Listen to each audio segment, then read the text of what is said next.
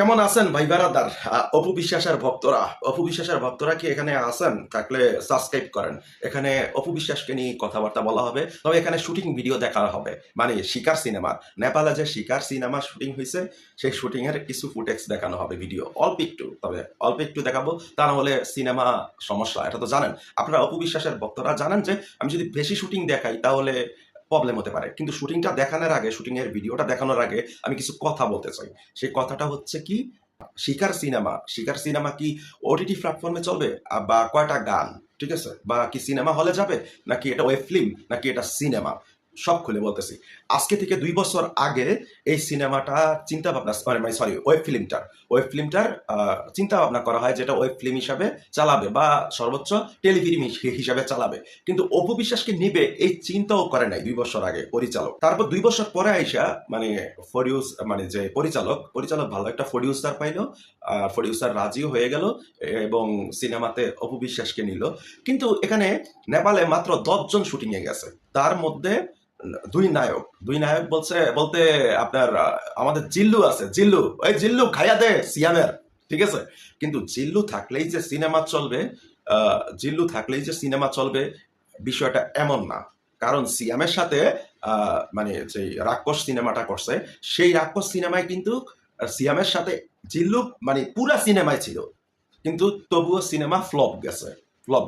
এখন তবুও সেন্সর বোর্ডে আইসা এখনো এটা ফাইনাল হয় নাই, এটা কি সিনেমা হলে চলবে নাকি ওটিটি প্ল্যাটফর্মে চলবে। এখনো কিন্তু ভাই আপনারা আশা বাইদা থাকেন না, কারণ এটা এখনো ওয়েব ফিল্ম হিসাবে আছে। কথা বুঝতে পারছেন? তবুও সেন্সর বোর্ডে জমা দেওয়া হবে যদি মাইনা নেয়। কিন্তু আমার কথা হচ্ছে 10 জনের ইউনিট কিভাবে হয়? আরে ভাই, আমার একটা গানে ক্যামেরার পিছনে কাজ করে মিনিমাম 150 জন লোক, 150 হইতে 200 জন লোক কাজ করে একটা ক্যামেরার পিছনে। আমার দেখছেন না শুটিং ভিডিওগুলা?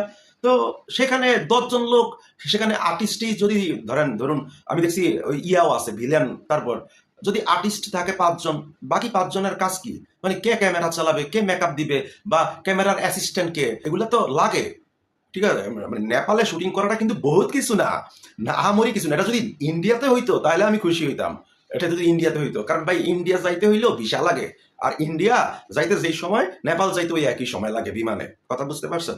আপনারা ভাইবেন না নেপাল আহামরি কিছু, হয়তোবা নেপালের সাথে আমাদের বর্ডার নাই, কিন্তু নেপাল যাইতে ওই একই সময় লাগে। কিন্তু নেপাল যাইতে কোনো ভিসা লাগে না, শুধু আপনার এয়ারপোর্টে পাসপোর্টটা দিলেই সিল মেরা দেয়। নেপাল তো আহামরি কিছু না।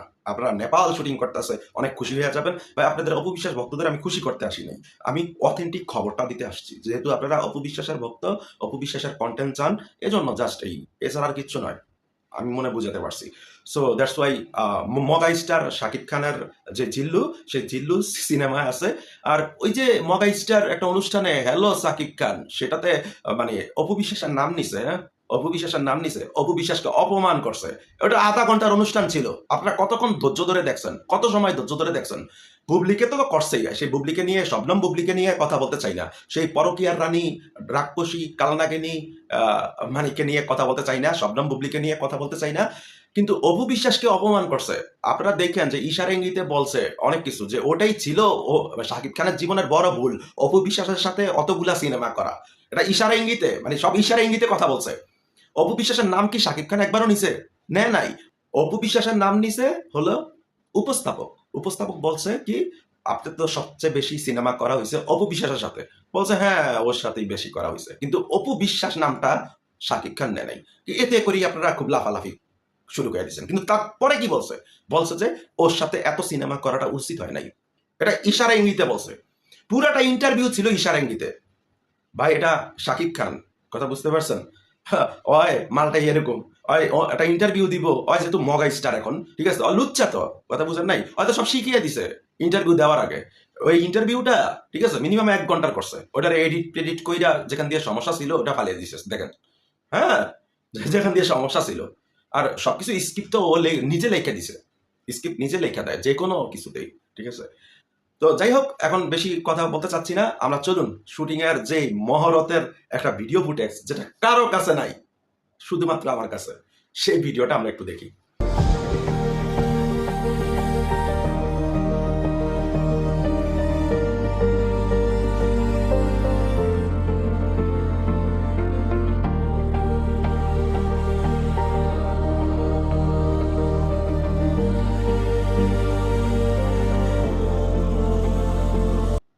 আচ্ছা, ভিডিওটা আমরা দেখলাম, ঠিক আছে? ভিডিওটা দেখে যদি খুশি হয়ে থাকেন তাহলে সামাজিক কাজ করেন অপু বিশ্বাস ভক্তরা। তবে আমি অপু বিশ্বাসকে অনেক শুভকামনা জানাই এই সিনেমার জন্য।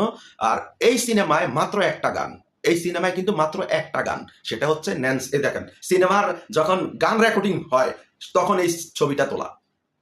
ভাবতেছেন এত কিছু আমার কাছে কিভাবে ভাই? ভাবতেছেন? হ্যাঁ, হ্যাঁ, এই ছবিটা অপু বিশ্বাসের কাছে নাই, কিন্তু আমার কাছে আছে, কারণ গান রেকর্ডিং হয়েছে অপু বিশ্বাসকে কন্ট্যাক্ট করার আগে। কথা বুঝতে পারছেন? এই গানটা রেকর্ডিং হয়েছে পুরো সিনেমায় মাত্র একটা গান, ন্যান্সির আর ইয়ার এই যে আপনার ইমরানের। তবে গানটা গানটা অনেক সুন্দর হবে। গানটা আমি শুনছি, তবে গানটা আমি এখানে শোনাতে পারবো না, প্রবলেম আছে।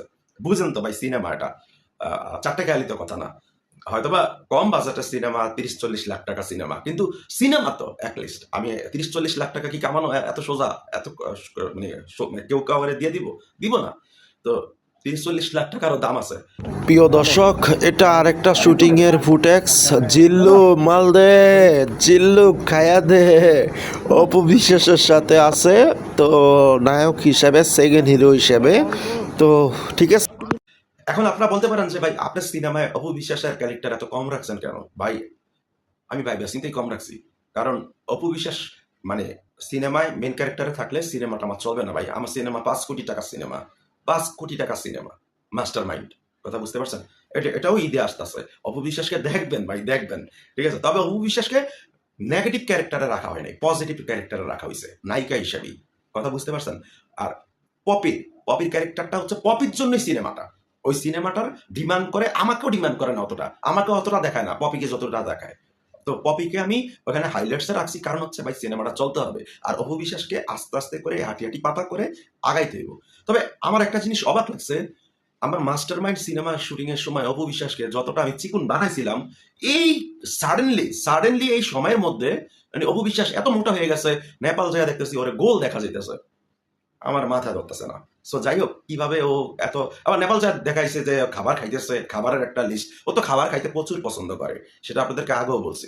তো আমি অপু বিশ্বাসকে বলতে চাই যে প্লিজ খাবারটা একটু কমিয়ে খাও, জকিং করো। সো শরীর স্বাস্থ্য কমাও। আরো শুভ কামনা রইল তোমার জন্য, তোমার সিনেমা চলুক। আর অপু বিশ্বাসের এবারে ঈদে 2টা সিনেমা আসতেছে। কি নামটা কমেন্ট বক্সে আপনারা লিখবেন। আল্লাহ হাফেজ।